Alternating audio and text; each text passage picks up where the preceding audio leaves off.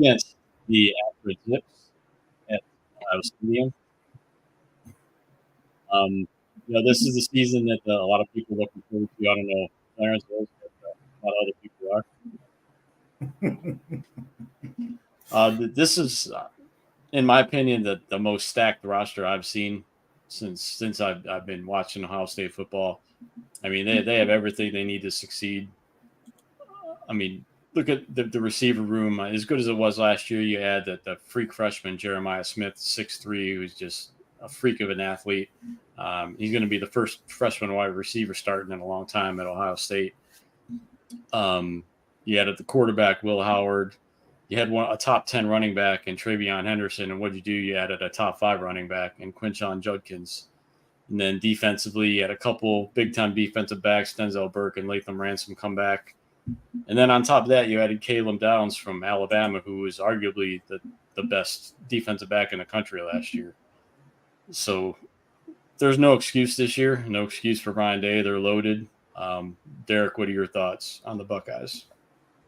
I mean, you said it. This is make or break time for Ryan Day. Like, it's put up or shut up. You have the best team that you've assembled that has been assembled at Ohio State in quite some time, thanks to the transfer portal and things of that nature. But, you're bringing in top talent every year, whether it's through the portal or getting them out of high school. So there's no reason that this team shouldn't be. I think they're number 2 now, and Georgia's 1. That's the way it should be probably throughout the year.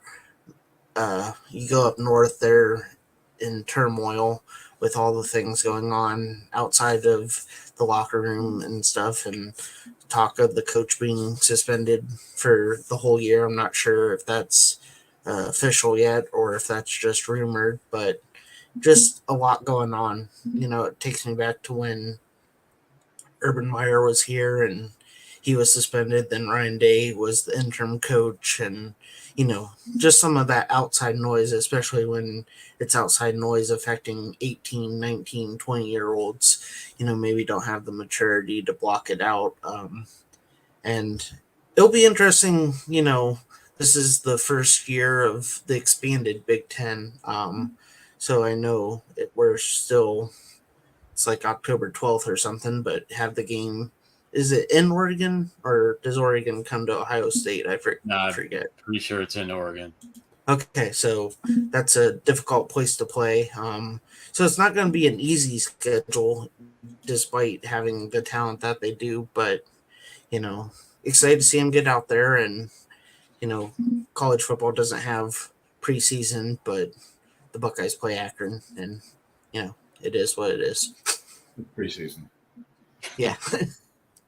A MAC heavy schedule. Clarence, I know you're a big Buckeyes fan. Any thoughts on the Buckeyes? I'm going to use my time to tell y'all why I do not like Ohio State. There we go. All right. There's always got to be one. So I remember this was 88. I went to the first college game I went to was Ohio State, Michigan. My cousin went there. He stayed in the towers right next to the stadium. This is back in the day. This is things weren't the same back then. So we were at the top row of the horseshoe. They were up against Michigan. I think Michigan's quarterback was Gerbach, and I want to say Ohio State's quarterback was Greg Fry. I might be off on Michigan's quarterback, but Ohio State's up. And we run from the top of the horseshoe to the bottom. Now, granted, I told you this is a different time. My cousin's roommate actually snuck in the game. He didn't have a ticket, but he just snuck in. This is 88. You could do this shit. We ended up running from the top of the horseshoe all the way down to the bottom. We get to the back of the end zone. Again, this is 88. So we're just standing in the back of the end zone. My cousin's like, we're going to tear down the goalpost. I'm a young teen at that time. Hell yeah, let's tear down the goalpost. By the time we get from the top to the bottom, Ohio State's down. And I'm like, oh, all right, they'll be fine. They'll be fine. Very next play, Greg Fry throws an interception, game over. I saw that campus get deflated. I didn't get a chance to rip down the goalpost, and I'm pretty sure it took about 4 hours for a pizza to arrive that day to my cousin's dorm.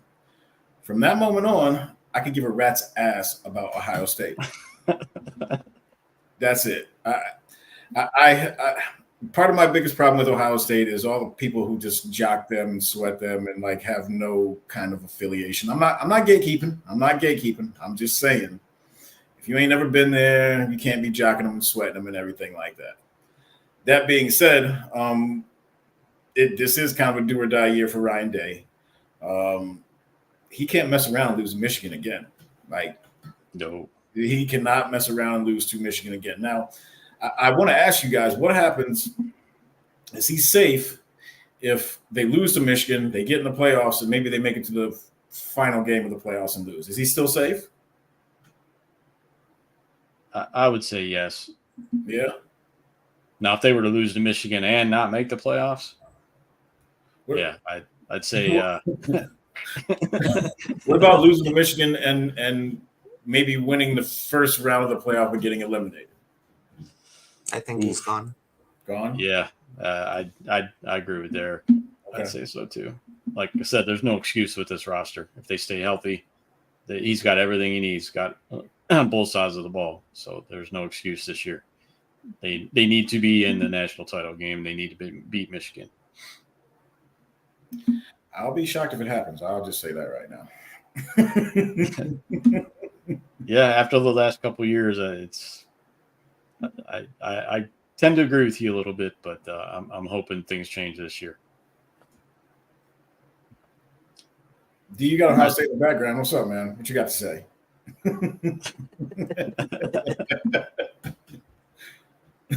Oh yeah, you adjusted your background. Yeah. Keep it fresh. on topic.